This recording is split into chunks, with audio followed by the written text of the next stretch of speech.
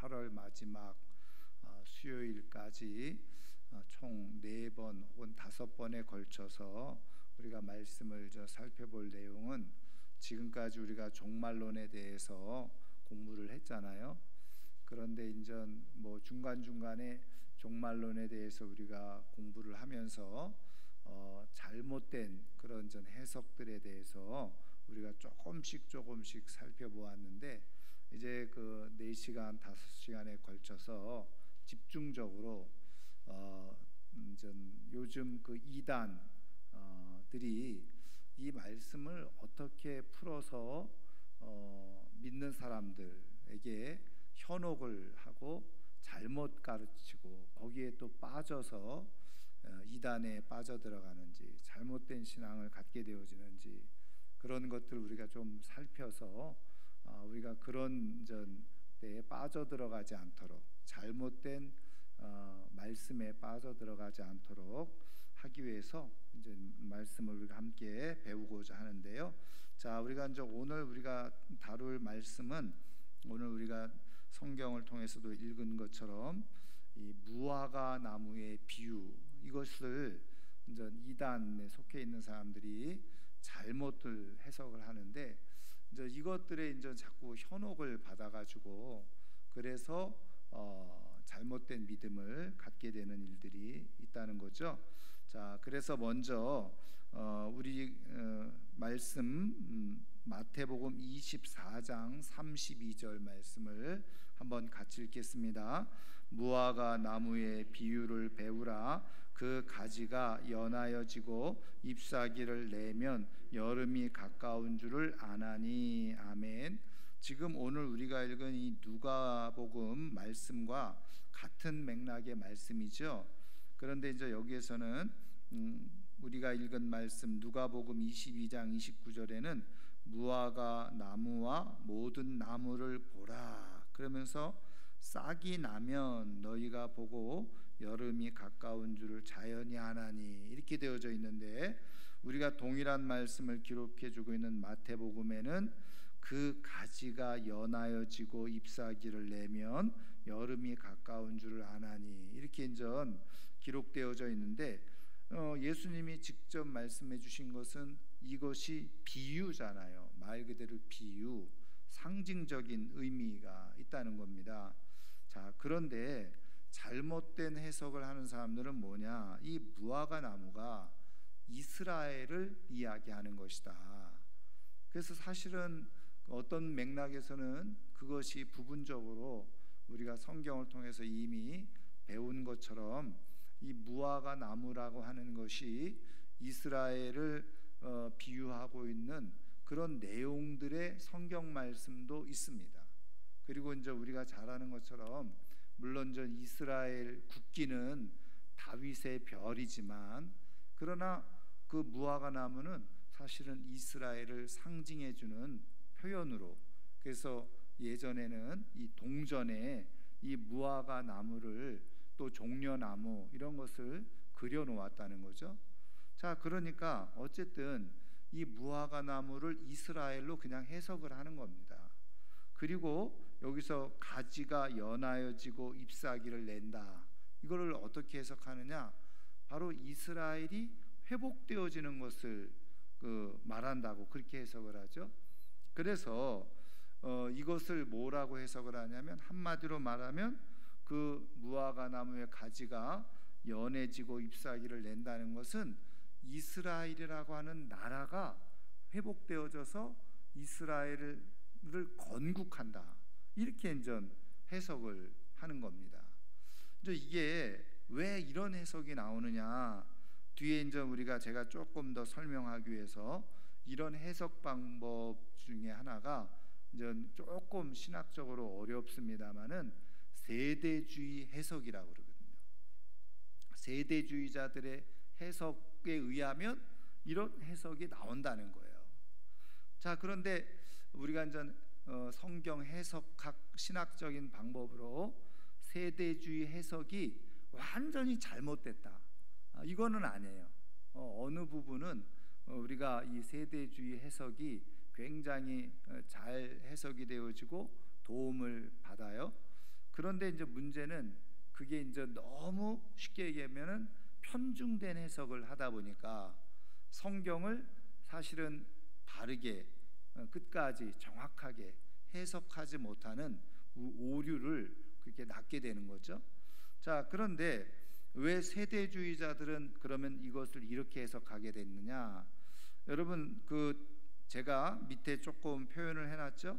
세대주의 성경 해석 해가지고 19세기 영국에서 시작됐어요. 미국의 복음주의와 우리나라에도 이 세대주의 해석이 굉장히 많이 영향을 받았습니다. 그러니까 우리나라에 선교사님들이 들어왔잖아요. 근데 그 선교사님들이 가지고 있었던 성경 해석의 중요한 하나의 방법, 영향을 어디서 받았느냐? 이 세대주의자들로부터 받았다는 거예요. 근데 말씀드린 것처럼 이게 잘못된 해석 방법은 아닌데, 이게 어떤 문제가 있냐면 이게 조금만 잘못 그거를 사용하면 말 그대로 성경을 왜곡해서 이해를 하고 왜곡해서 해석을 해버리는 거예요. 그래서 우리나라에 왜 이렇게 이단들이 많으냐? 이런 세대주의 해석 방법을 가지고 성경을 보기 시작했거든요. 그러다 보니까 어떻게 해요? 정상적으로 성경을 보지 못하는 거예요. 제가 여기에는 기록해 놓지는 않았지만, 여러분, 세대주의자들이 지금 역사를 보는 시대를 7시대로 나누어 놓고 있어요. 근데 요건 제가 정리해 놓은 건데, 7시대를. 그런데 이 전체 역사를 6,000년으로 봅니다. 여러분 많이 들어보셨을 거예요. 그래서 이거를 뭐라고 얘기하느냐? 젊은 지구론이라고 그래요. 젊은 지구론. 그러니까 우리가 이제 과학적으로는 지금 이 지구가 수십만 년 됐다라고 우리가 알고 있고 배우고 있잖아요. 이 과학적인 내용으로 그런 거예요. 그런데 우리가 성경을 쭉 그 연도를 다 추적해 보니까 창세기 1장부터 쭉 우리가 연대를 계산해 보니까 6,000년밖에 안 됐다는 거예요. 그래서 에덴 동산 만들어지고 예수님이 오시기 전까지 2,000년이죠. 죄송합니다. 그 에덴 동산 만들어지고 아브라함 시대까지 2,000년, 그 이전에를 2,000년, 아브라함 때부터 그리고 예수님이 올 때까지 2,000년, 그리고 예수님은 또 지금까지 2,000년, 그래서 다 6,000년이에요. 그래서 성경에 보면은 하나님이 7번째 날 쉬셨다고 그랬잖아요. 그러니까는 그것을 1,000년을 어떻게 해요? 하루로 계산하는 거예요. 어디 말씀처럼 베드로서의 말씀에 1,000년이 하루 같고 하루가 1,000년 같다. 이거를 그대로 적용시켜 가지고 1,000년을 1일씩 계산해. 그러면은 6,000년이면 며칠이에요? 6일이잖아요. 그리고 7일째 되는 날 하나님이 쉬셨다. 그래서 바로 이 7일째 7,000년을 시작하면서 어떻게 해요? 우리가 요한계시록에 나오는 1,000년 왕국이 도래하고 시작되어진다는 거예요. 그러니까 전체 이 지구의 그 나이를 이 젊은 지구론이라고 하는데, 사실은 여기서 뭐가 나왔느냐면, 물론 다는 아니지만 우리가 많이 들은 창조 과학도 여기에서 약간 영향을 많이 받았어요. 그래서 창조 과학자들 중에는 젊은 지구론, 그래서 이 지구의 나이가 6,000년밖에 되지 않았다라고 말하는 사람들도 있습니다. 근데 어쨌든 지금 과학적으로는 말도 안 되는 소리인 거죠. 그렇죠? 그런데 어쨌든 성경을 그렇게 해석을 하는 거예요. 그러다 보니까 성경을 말씀을 가지고 오늘 시대를 해석을 해야 되는데, 지금 시대에 맞춰서 성경을 거꾸로 해석을 해요. 그러니까 오늘 우리가 일어나고 있는 현상을 가지고 성경에서 찾아보는 거예요. 이런 일들이 언제 일어난다고 그러지? 그러면서 거꾸로 대입을 해요.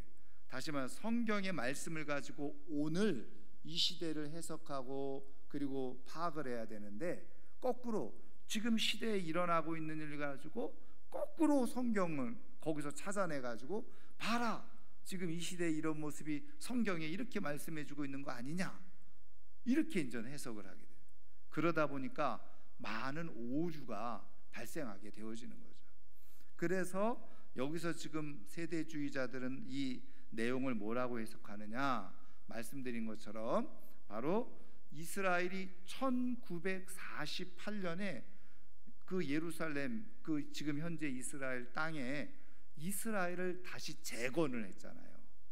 그러니까 지금 요 예수님이 말씀하신 이 말은 바로 이스라엘이 재건된 독립한 날을 말씀하는 것이다, 이렇게 해석을 한 거예요, 건국을. 그래서 이때부터 1948년부터 시작을 해서 그 다음에 말씀, 누가복음 21장 32절 보세요. 자, 같이 읽겠습니다.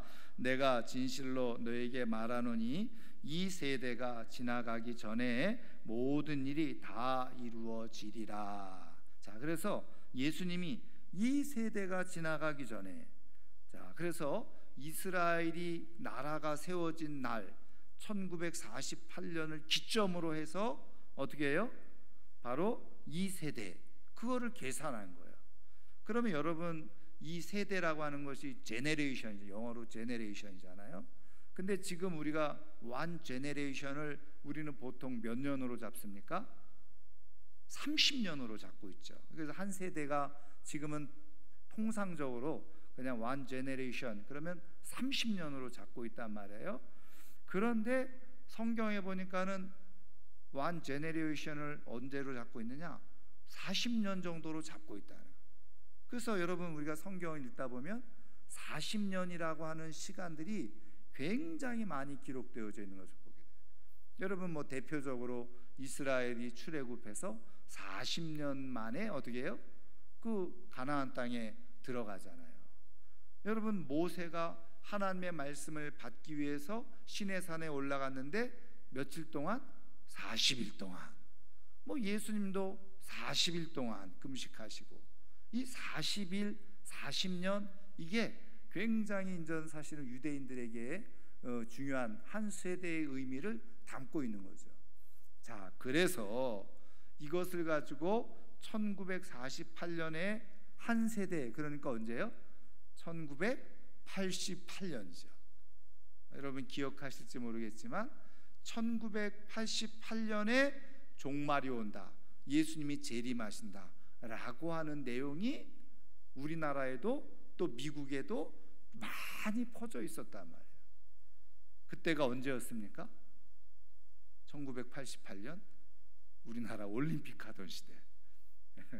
근데 여러분, 예수님이 재림하셨을까요? 대답을 안 하시네요. 예수님이 재림하셨어요? 안 하셨잖아요. 그래서 재밌는 얘기 해볼까요? 왜 예수님이 재림 안 하셨냐? 오셔야 되는데 올림픽 때문에 안 오셨다. 그러니까 하여튼 뭐 말을 만들어내는 거예요. 그러니까는 우리가 듣기에 너무 황당한 얘기잖아요. 아니, 올림픽하고 예수님 재림하는 거하고 무슨 상관이에요? 근데 이 사람들은 그렇게 말을 막 갖다 붙이는 거예요. 자기네들의 논리를 어떻게 해서든지 피해가려고 하는 거죠. 자, 그래서 40년이라고 말했던 것은 이미 틀렸죠. 그리고 나서 그저 한 세대를 또 자기네들 임의대로 아니다, 50년이다. 그럼 50년이라고 하는 근거가 어디 있냐? 그냥 아무것도 없는 거예요. 근데 자기네들이 갖다 맞췄는데, 그게 왜 50년이라고 이제 맞췄느냐? 말씀드린 것처럼 이게 2000년이 차야 되잖아요. 이 세대주의 그 시간으로 보면, 그러면은 1948년에 50년이면 어떻게 해요? 성경에 또 50년은 뭐하고 연결돼 있어요? 희년하고 연결되어 있어요. 그러니까 자기네들이 생각하는 것에 성경을 갖다 자꾸 꽤 맞추는 거예요. 근데 말씀드린 것처럼 성경에 대한 지식이 없고 신학에 대한 지식이 없으면 갖다 꽤 맞추면 다 맞잖아요. 봐봐, 하나님께서 이스라엘을 회복시키기 위해서 희년 50년이 되는 날은 모든 것이 자유로운 날이고 모든 노예와 종들을 풀어주는 날이에요. 하나님의 구원의 날이라는 거예요. 그러면 예수님이 재림하신다는 것은 구원을 이루시는 날인데, 그러니까 50년. 그래서 1948년에 플러스 50년 하니까 몇 년이에요? 1998년. 이게 딱 들어맞는 게 뭐냐면 2000년이 가까워지는 거예요. 그래서 여러분 혹시 기억하실지 모르겠지만 Y2K라고 해서 지금은 벌써 13년이나 지났으니까 잘 기억하지 못하실 수 있어요.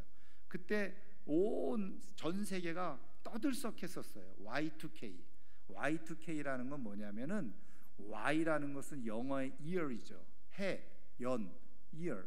그 다음에 2는 말 그대로 2000년의 앞자 이자예요. K는 킬로미터거든요. 근데 요 내용이 뭐냐면 지금 우리가 사용하고 있는 컴퓨터 있잖아요. 컴퓨터는 이진법을 사용해요. 다시 말하면 두 자리 0하고 1로만 모든 것이 지금 계산되어지는 게 컴퓨터 이 방법이거든요. 근데 그래서 그 전까지는 뒷자리만 기억을 해, 컴퓨터가. 그러면 어떻게 해요? 99까지만 기억되죠. 그러면 99 다음에는 뭐가 나와요? 00이 나오죠. 00만, 두 자리로만 운영되니까. 그러면은 이게 2000년이라고 우리는 인식하고 2000년이라고 컴퓨터가 돼야 되는데 00가 되면 어떻게 인식을 하느냐? 컴퓨터가 다시 1900 뒷자리로만 운영됐으니까 1900년으로 잘못된 인식을 한다는 거예요. 그러면 모든 전 세계 컴퓨터가 오류가 발생하기 시작해가지고 그동안 컴퓨터로 했던 모든 일들이 다 어그러진다는 거예요. 그러면서 이 지구의 위기가 종말이 이게 이제 같이 요거랑 딱 궤를 같이 해가지고 그때 여러분 우리나라에 나타났던 게 뭐였습니까? 여러분 혹시 그때 기억하실지 모르겠지만 다미선교회, 다가올 미래를 준비하라. 그래서 다미선교회가 1998년, 1999년에 주님이 재림하신다고 12월 31일 날. 그래서 저는 기억하는데 뉴스에까지 보도됐죠. 왜? 그 당시에 우리나라가 이 다미선교회에 미친 사람들이 워낙 많았어 가지고 1999년 12월 31일 날 사람들이 뭐 했어요? 다 흰 옷 입고 휴거될 거라고. 그래가지고 그런 선교회 단체 교회에 모여들었잖아요. 그게 뉴스로도 나왔어요. 근데 주님이 재림하셨어요? 재림 안 하셨거든요. 그럼 뭐라고 그러는지 아세요? 연기됐다는 거예요. 재림이 간단해요. 그냥 연기됐다 그러면. 근데 사람들이 그걸 또 믿어. 그러고서 또 거기에 빠져들어가요. 그래서 이 50년이라고 또 이렇게 해석하는 사람들이 있었고, 그 다음에는 제가 여기에 기록은 안 했지만 70년이라고 또 해석하는 사람들이 있어요. 70년. 왜? 말씀드린 것처럼 성경에는 또 이 70이라고 하는 숫자가 아주 거룩한 숫자로 나와 있잖아요. 그래서 앞으로 5년 있으면 주님이 재림할 수도 있어요. 2018년 5년 남았잖아요. 2018년을 잘 준비하시기 바랍니다. 그런데 또 70년만 얘기하는 사람이 있는 게 아니에요. 한 세대는 100년이다. 그래가지고 또 2048년이라고 얘기하는 사람들도 있어요. 근데 여러분 중요한 것은 제가 거듭 말씀드리지만 성경 어디에도 예수님이 오실 날짜를 그렇게 말씀해주고 있지 않다는 거잖아요. 그래서 예수님이 심지어는 스스로 뭐예요? 예수님도 모르신다고 말씀하셨잖아요. 아버지만 아신다고 말씀하셨잖아요. 근데 그거를 인간적으로 자꾸 꿰맞추는 거예요. 계산을 해가지고. 그래서 사람들을 현혹시키고 그리고 그 잘못된 신앙으로 그렇게 변질시켜버린다는 거죠. 자, 그래서 이게 이제 제가 말씀드린 것처럼 이 무화과 나무의 비유, 이것을 이렇게 억지로 꿰맞춰서 잘못 해석하는데 이단이나 이런 데 빠져들어간 사람들은 이런 걸 그대로 받아들였다는 거죠. 그래서 결국은 어떻게 해요? 1988년에 그거 재림 기다렸던 사람들, 1998년, 99년에 재림 기다렸던 사람들, 아마도 또 이단들 가운데는요 2018년을 또 기다리는 사람들도 있을 거예요. 2048년 기다리는 사람들도 있을 겁니다. 여러분, 이런 것들은 다 지금 어떻게 해요? 잘못된 성경 해석에서 비롯되어진다. 자, 그러면 앞서 말씀드린 것처럼 왜 이런 해석들이 나왔느냐? 바로 이것이 세대주의 성경 해석에서 근거한다. 자, 말씀드린 것처럼 세대주의 성경 해석 방법론은 성경을 해석하는 하나의 방법론 중에 하나예요. 근데 이거에 중요한 장점도 있어요.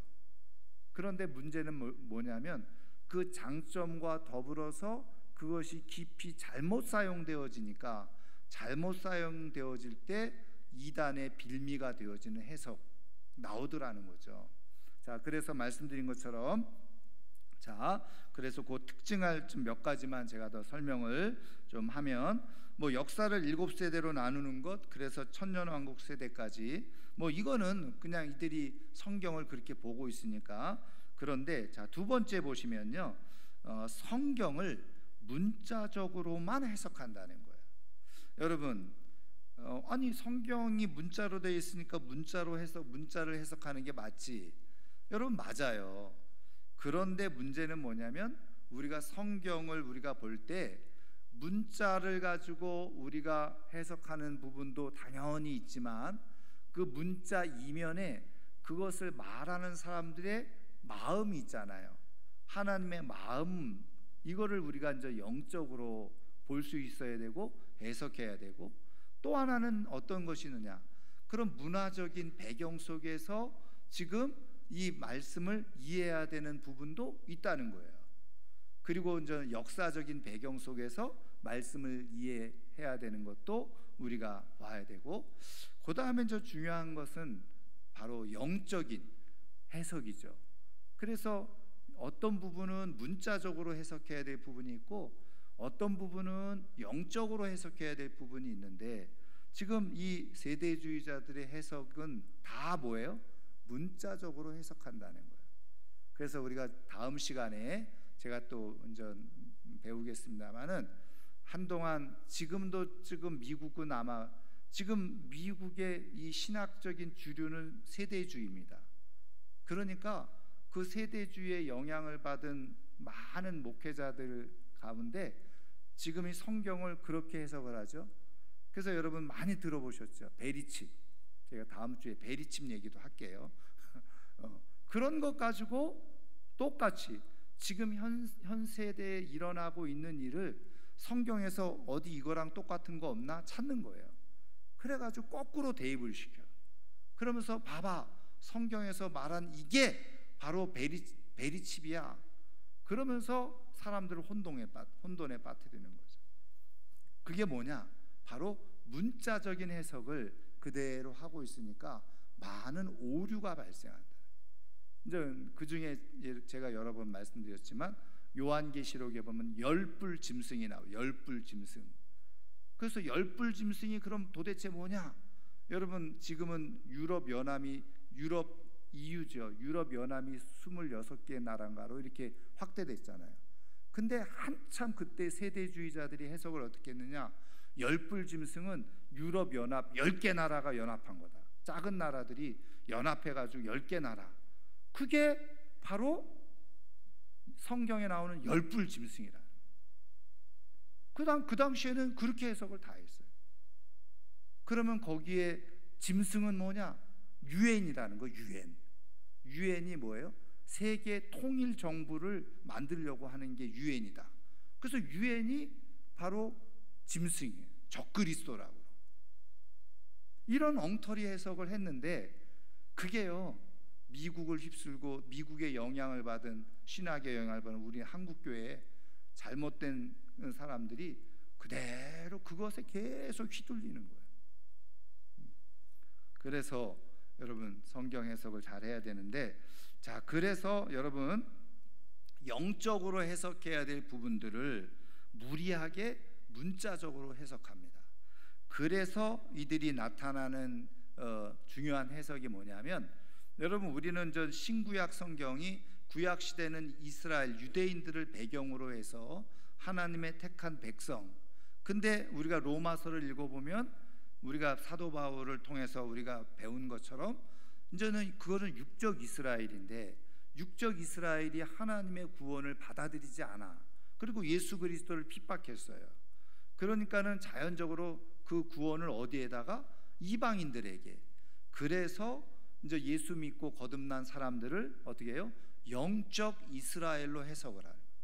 그래서 구약 시대의 이런 유대인들 공동체, 이런 것들을 다 구원받은 공동체를 뭐라고? 신약 시대에는 교회로, 이렇게 다 같이 통합적으로 해석을 하는 게 흔히 말하는 복음주의적 해석입니다. 근데요, 지금 이 세대주의자들은요, 철저하게 유대인들과 그리고 기독교인을 분리합니다. 이렇게 분리해서 해석을 해요. 그래서 이제 이 사람들에서 나온 게 여러분 많이 들어보셨을 거예요. 저희 교회도 뭐 그런 얘기도 했는데, 백투 예루살렘, 예루살렘으로 다시 돌아가자. 백투 예루살렘 무브먼트라고 지금 신비주의 이전 계통의 그런 이제 운동을 하는 사람들이 지금 얘기 많이 하죠. 그래서 백투 예루살렘 깃발 걸고 예수님이 예루살렘으로 오신다는 거예요. 그러니까 다 예루살렘으로 모여야 된다는 거예요. 여러분, 트럼프 대통령이, 미국의 트럼프 대통령이 원래 이스라엘의 수도는 어디였느냐 아시는 대로 텔아비브예요. 그런데 억지로 그 수도를 어디로 옮겼어요? 예루살렘. 예루살렘이라고 그렇게 공포를 미국에서 했잖아요. 그러니까 유엔과 많은 전 세계 나라들이 그것에 대해서 막 난리가 났었잖아요. 그러면 트럼프 대통령이 미국에서 왜 예루살렘을 그 이스라엘의 수도로 그렇게 명명을 하고 그렇게 선언을 했느냐? 그 배경에는요, 트럼프 대통령이 어쨌든 기독교인이라고 하잖아요. 그 주변에 목사님들이 있다고 하잖아요. 그런데 그 목사님들이 어떤 사람들이냐? 세대주의 목사님들. 백투 예루살렘을 해야 된다. 그래서 예루살렘에 주님이 오시니까 그 예루살렘을 중심으로 삼아야 된다. 그래서 이런 해석들이 나오는 거예요. 그래서 여러분, 조심스러운 얘기입니다만은 우리나라도 세종시 뭐 선정하고 세종시에다가 거기 정부 종합청사 짓는데도 아시죠? 풍수지리학자들이 가서 다 여기다 지어야 된다라고 다 그렇게 해서 세종시도 선택하고 거기다 또 건물 짓는 것도 모양까지도 풍수지. 그래서 위에서 내려다보면은 아세요? 그 세종시 그 건물이 쭉 이어졌는데 그 자기네들은 용이라고, 그래서 삐뚤삐뚤 다 건물들이 위에서 찍으면요 용 모양이에요. 이렇게 용이 승천하는 모양이래. 근데 제가 보니까 뱀 모양이던데. 이거 심각한 얘기죠. 그러니까는 은연중에 굉장히 과학적인 것 같고 그리고 뭐 합리적인 것 같이 다 얘기하지만 뒤에 배후에는요 뭔가 영적인 조정을 받고 있는 거예요. 근데 그게 어떤 조정을 받느냐? 굉장히 중요해요. 지금 이 시대 2000년 이 과학주의 시대에 그런 그 무속적인 것들이 지금 계속 지배를 하죠. 여러분, 지금 그런 영향들이 있다는 거죠. 자, 그래서 백투 예루살렘 운동, 이것도 사실은 세대주의자들에 의해서 만들어진 그런 해석에 의해서 그런 일들이 벌어지고 있는 거예요. 자, 그 다음에 말씀드린 것처럼 네 번째가 뭐예요? 현 역사를 대입하여 계시록과 성경을 풀이하게 돼요. 그래서 제가 아까 성경에 있는 것을 잘 해석하고 풀어서 오늘 시대를 그 해석하고 분석하는 것이 아니라 거꾸로 지금 시대에 일어나고 있는 일들이 성경에 어디에 어떻게 기록됐나 이렇게 보는 거예요. 그러다 보니까 어떻게 해요? 자꾸 지금 2000년 지났죠. 이게 종말이 다가왔으니까 그들 세대주의자들의 그 시간 이론에 의하면 사실은 뭐 이미 지났긴 했지만 그래도 계속 뭔가 종말에 대해서 사람들에게 이것을 얘기하고 두렵게 하고, 그러니까 자꾸 그거를 요한계시록에 있는 걸 끼워 맞추는 거예요. 그러니까 어떻게 합니까? 이단들이 그대로 그걸 차용해 가지고 와서 성경을 그렇게 잘못 해석해 버려요. 그래서 현혹하고 그리고 잘못된 신앙 가운데 빠져들어가게 만들어 버린다는 거죠. 자, 그러면 지금 오늘 우리가 읽은 이 무화과 비유의 말씀의 올바른 해석은 뭐냐?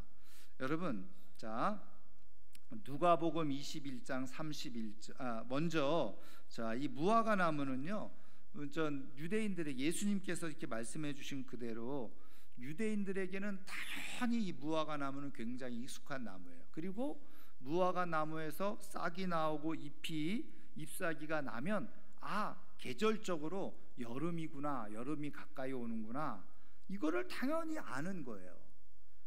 여러분, 우리나라도 똑같죠? 진달래가 피고 철쭉이 피고 우리 가까이서 벚꽃이 피면 계절이 뭐예요? 봄이 오는구나, 봄이구나, 이렇게 아는 것처럼 이 유대인들은 그걸 안다는 거죠. 그러니까 이거는 말 그대로 예수님이 상징적으로 비유로 이런 일들이 일어나게 되어지면 그때가 바로 이 종말의 때라는 것을 너희들이 인식을 해야 된다. 그래서 그냥 무화과 나무 이야기를 해준 거예요. 그래서 성경 해석학자들은요, 여러분 그 앞에서 우리 1번 잘못된 해석 1번에 마태복음에는 무화과 나무의 비유를 배우라, 그 가지가 이렇게 되어 있잖아요. 근데 조금 뒤에 기록되어 있는 누가복음은 바로 뭐라고 되어 있느냐? 무화과 나무와 모든 나무를 보라, 이렇게 덧붙였어요. 모든 나무를 보라. 그러면서 그것을 그냥 단순히 무화과 나무는 이스라엘을 상징하는 것이다, 이스라엘만 국한한 게 아니라는 거죠. 말 그대로 우리가 나무를 보면서 너희들이 옆에 무화과 나무를 보면은 무화과 나무가 이제 싹이 나고 잎사귀가 날 때가 여름이구나, 여름이 다가오고 있구나 아는 것처럼 여러 가지 현상들이 있는데 그 현상들로 말미암아서 종말이 가까웠다는 것을 알아라. 그래서 비유로 무화과 나무 얘기를 해주신 거라는 거죠. 자, 그러면 여기서 말씀하는 얘기가 뭐냐? 자, 보세요. 누가복음 21장 31절이죠. 무화과 나무의 해석을 이야기하면서 자, 같이 읽겠습니다. 이와 같이 너희가 이런 일이 일어나는 것을 보거든 하나님의 나라가 가까이 온 줄을 알라 그랬죠. 여기서 이런 일이라는 게 도대체 뭐냐? 그래서 이제 학자들은 무엇을 얘기해 주고 있느냐? 오늘 우리가 읽었던 21장 20절 말씀 보세요. 거기도 기록했죠. 같이 읽습니다. 너희가 예루살렘이 군대들에게 에워싸이는 것을 보거든 그 멸망이 가까운 줄을 알라. 자, 이거는요 실제적으로 역사 속에서 있었던 일입니다. 자, 우리가 예수님은 몇 살에 사역을 하셨죠? 30살, 그죠? 그걸 공적 생애, 공생애라고 그러죠. 그러니까는 30살까지 전까지는 사적인 생애, 사생애라고 말하고 30살부터 돌아가시기 33년까지 3년 동안을 공적인 생애, 다시 말하면 하나님의 부르심을 따라서 하나님의 말씀을 전하고 그리고 하나님 나라의 일을 했다. 그래서 공적인 생애 3년 동안. 근데 이때 지금 예수님께서 이런 말씀을 해주신 거죠. 그러면 여러분 그냥 단순 계산으로 여러분 우리가 지금 2013년인데 이거를 그냥 단순히 지금 계산하면요 예수님이 태어난 것을 기점으로 해서 기원 후가 된 거거든요. 그래서 예수님이 태어난 날을 기점으로 해서 지금 2013년이 지난 거예요. 그러면은 예수님이 30세부터 활동을 하셨고 33살에 십자가에 달려서 돌아가셨으니까 그러면 요 사이에 지금 이 말씀이 있었던 거죠. 그러면 그래서 지금 그 예루살렘이 로마 제국에 의해서 완전히 무너진, 그래서 이제 이스라엘이 역사 속에서 자취를 감추는, 사라지는 그런 때가 언제 있었느냐? 주후 70년에 있었던 거예요. 자, 그러니까 예수님이 그냥 우리가 넉넉 잡고 33살까지 먼저 활동하셨다 그렇게 보고, 예수님이 지금 이 말씀을 하시면서 예루살렘이 군대들에게 에워싸이는 것을 보거든 멸망이 가까운 줄 알아라. 다시 말하면 이제 이스라엘이 완전히 망하는 것, 그걸 말씀해 주시는 거죠. 그래서 학자들은 앞서 말씀드린 누가복음 21장의 31절에 무화과 나무의 비유를 배우라 그러면서 싹이 나고 잎이 나오거든, 이런 일이 일어나는 것을 보거든, 그러면서 멸망의 때를 생각을 하라는 말씀을 해주고 계시는데, 그게 뭐냐? 바로 예루살렘의 멸망을 말씀해주고 있다는 거예요. 그러면 말씀드린 것처럼 중요한 내용인데요, 예루살렘이 역사적으로 실제로 예수님 이후에 그냥 우리가 단순히 쉽게 40년이 지나서 예루살렘이 예수님 말씀한 대로 완전히 멸망을 했어요. 그러면 그때가 종말이었느냐? 아니죠. 이게 굉장히 성경 해석하는데 중요한데, 여러분 우리가 구약 성경이나 신약 성경을 해석하면서 하나님이 예고하시고 말씀하셨던 것들이 이루어지잖아요. 그런데 어떤 일들은 그 이루어진 것으로 그대로 완성되어진 것으로 보지만, 그 이루어진 사건 하나를 가지고 또 뭐예요? 예루살렘이, 예를 들면 예루살렘이 멸망했어요. 예수님께서 이것이 바로 종말의 징조라고 말했는데, 그러면 그때 종말이 온 거냐? 아니라는 거예요. 이렇게 예루살렘이 제국에 의해서 붕괴되어지고 무너지는 그런 상황이 있는 것처럼 마지막 종말 때가 되어지면 이런 일들이 일어난다는 것, 다시 말하면 신앙과 하나님에 대한 믿음이 붕괴되어지는 그런 일들이 일어난다는 것을 또 한 번 예표로 말씀해 주시고 가르쳐 주신 거라는 거예요. 그러니까 1차적으로는 대상은 유대인들을 대상으로 해서 예루살렘이 무너지는 것은 지금 이 이스라엘 민족에게는 멸망과도 같은 일이다. 근데 그것이 조금 더 영적으로 우리가 해석을 하면, 장기적으로 볼 때 마지막 하나님의 종말 때가 되어지면 이렇게 하나님 중심으로 믿었던 이 신앙의 모습들이 무너지는 그런 모습들이 있다는 거예요. 그러면 종말이 온다는 거죠. 그것을 가르쳐 주시고 말씀해 주시려고 하는 거예요. 그런 의미에서 지금 예수님께서 이 무화과 나무의 비유의 말씀은 뭐냐? 예루살렘이 멸망될 것을 말씀해 주신 것이라. 그리고 역사 속에서 그건 실질적으로 그대로 이루어졌다는 거죠. 자, 그래서 마지막 3번 보겠습니다. 마태복음 24장 1절 2절 같이 읽습니다. 예수께서 성전에서 나와서 가실 때에 제자들이 성전 건물들을 가리켜 보이려고 나오니 대답하여 이르시되 너희가 이 모든 것을 보지 못하느냐? 내가 진실로 너희에게 이르노니 돌 하나도 돌 위에 남지 않고 다 무너뜨려지리라. 완전한 붕괴를 말하는 거죠. 그래서 이 시대에 완전한 붕괴를 말씀해 주고 있는 건데, 돌 하나도 돌 위에 남지 않고, 그래서 학자들이 주석을 해놓은 걸 제가 보니까 실제로요, 이제 그 예루살렘 성전이었잖아요. 근데 그 성전 안에 많은 보물들이 있다는 것을 다 들었잖아요. 뭐 있었는지 없었는지 모르지만, 그러니까는 병사들이 말이죠, 그 예루살렘 성전이 무너졌잖아요. 근데 돌을 다 하나하나 들춰내면서 거기서 보물이 있는지 없는지를 찾아냈다는 거예요. 그러니까 보물을 찾기 위해서 병사들이 일일이 다 돌 하나씩 다 그냥 흩으면서 걷어내면서 보물을 찾아냈다는 거예요. 찾으려고 했다는 거예요. 그래서 돌 하나도 돌 위에 남지 않고 다 그냥 완전히 예루살렘이 다 흩어져 버리는 그런 일이 일어나게 되어져요. 여러분, 그래서 말씀드린 것처럼 이 무화과 나무의 비유는 1차적으로는 뭐라고요? 바로 예루살렘의 멸망을 말씀해 주고 있는 이 말씀이었다. 그런데 그것은 상징적으로 장차 도래할 완전한 종말에 대해서 또 상징적으로 보여주는 사건이기도 하다. 이것이 앞서 말씀드린 것처럼 이스라엘의 건국과 맞물려 가지고 연대 계산해 가지고 그래서 뭐 주님의 재림과 종말을 말씀해 주고 있는 것이 아니라는 거예요. 그래서 이 말씀을 우리가 잘 새겨서 어쨌든 이렇게 이제 성경이 잘못된 해석으로 말미암아서 이제 완전히 성경이 왜곡되어지는 잘못된 신앙을 갖는 거예요. 잘못된 재림 신앙, 시한부 종말론 이런 데 빠져들어가는 거죠. 저는 거듭 말씀드리지만 어쨌든 말이죠. 여러분 뭐 예수님이 몇 년도에 오신다. 무조건 그건 안 믿으면 돼요. 그런데 사람들은요, 정말 그럴까?